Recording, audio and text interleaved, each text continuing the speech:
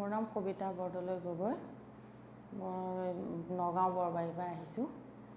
মোৰ মানে আজি অলপমান দিনৰ পৰা কঁকালৰ আৰু আঁঠুৰ অলপ প্ৰব্লেম হৈ আছে, বিষৰ। এতিয়া ইয়াত অলপ পৰা মই প্ৰায় 90% ভাল পাই গৈছোঁ আৰু আৰাম পাইছোঁ।